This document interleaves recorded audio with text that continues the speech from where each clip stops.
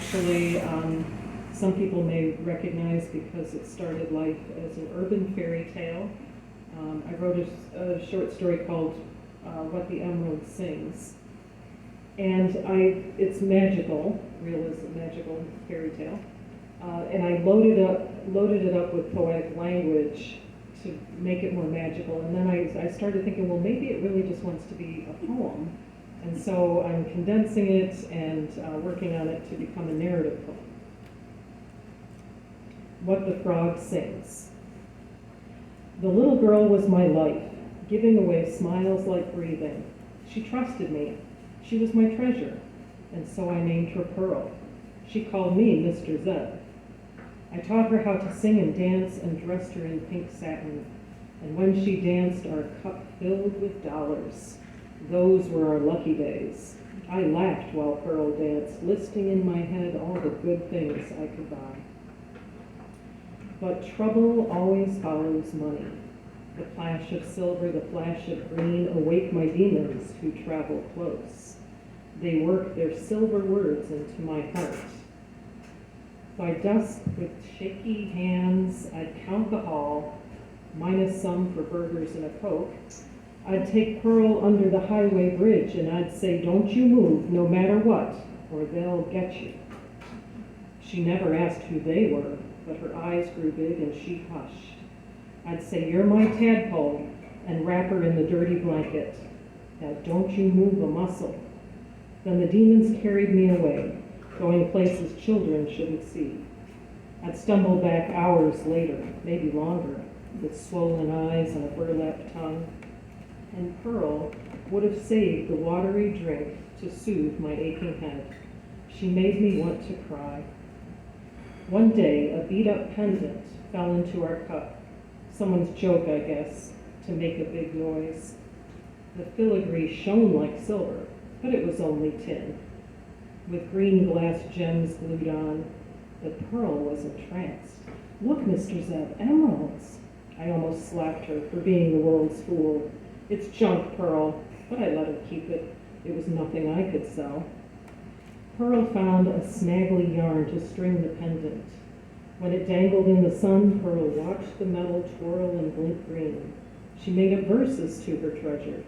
She sang gibberish all day long. Don't go simple on me, Pearl, I commanded, but still she sang. Shut up, Pearl, my head can't stand it. She'd shut up for a while if I raised my hand, but the pendant always drew her back. I'd look sideways and see her mouthing words without a sound. One morning as I crept back to the bridge, I heard her voice before I saw her face, Pearl on that sing-song word string. I jumped into the darkness and I smacked her head. I told you to stay quiet when I'm gone. Pearl gulped, but didn't whimper. Maybe in the dark I missed some steel in her eyes. On her feet I saw new white shoes and thick, warm socks. I accused her, saying, you left the bridge, or how else could you scavenge those? Pearl swore she hadn't moved. All I did was wish. I wished on my treasure. Don't be loony. Wishing can't make things appear. They didn't appear. The man brought them. A man? What man? I raised my hand again. Well, not a man, a crooked man. He walked across the creek. Pearl pointed to the concrete eaves, dark across the underpass. Between our slope and that far slope, a murky gully ran full of runoff water. He walked across the creek with his one good foot, and he gave me these. Pearl's eyes traveled from her feet up to my eyes, asking without saying, did I see shoes or dollar signs? Winter's coming, I shrugged, like it was no big deal. You keep those things, but we are leaving here. We rolled up our blanket and we were gone for good. But soon we had our best day ever. And that day brought my biggest curse. The clanking silver tickled my ears until the demons called. I stashed Pearl under that highway bridge just one last time, and off I went, promising to be better next time. The next day, jittering, I took myself home and lowered my limbs at the bridge. I saw the rocks, the blanket, the cola left for me, but Pearl was not there. I called her name, soft, then loud, then louder still. The dankness shrugged at me. At my feet I saw the glint of silver, Pearl's treasure, green and metal in the mud. I wiped it clean and held the thing aloft. I called out, "You old man, you show yourself." The concrete beams stayed silent. "Right now!" A gathering breeze rippled at my feet. Across the way, a lone rock rolled down the far slope, and then a scrambling sound. A mud-caked creature, lanky in a coat, splashed through the gully water on one good foot and one goat foot. He lumbered up my slope with his uneven feet, his nostrils snorting from the effort. He was not quick, but I was too amazed to move.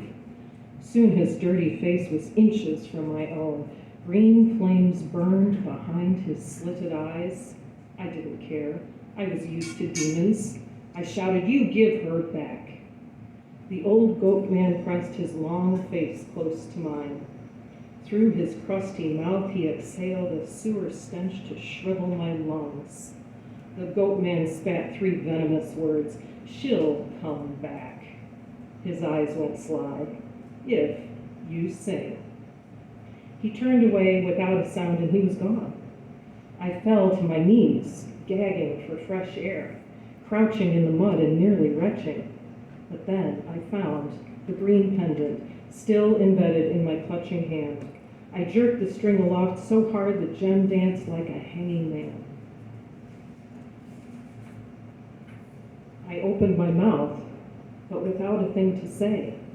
What was that stupid song she sang, that childish nonsense that I hated?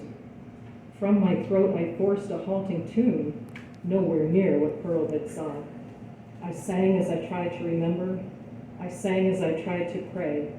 I sang away that afternoon and long past sunset with nothing gained but snot and tears trickling from my chin. When the moon rose, my street grime fell away. My dirty clothes unloosed themselves. My matted hair dissolved, revealing a slick green skin beneath. My fingers shrunk to stubs and webs. I dropped the pendant in the mud, but still I sang because now I could not stop. My legs grew stout, my hip joint slipped and threw me to all fours, and still I sang. I sang until my mouth pulled wide in my shrinking jaw, and my yellow eyes bulged from their wondering sockets. My throat inflated like a bellows, and a wretched sound emerged. But still I sing, if only in croaks. I sing all night, and I always sing. I sing, and I sing for Pearl.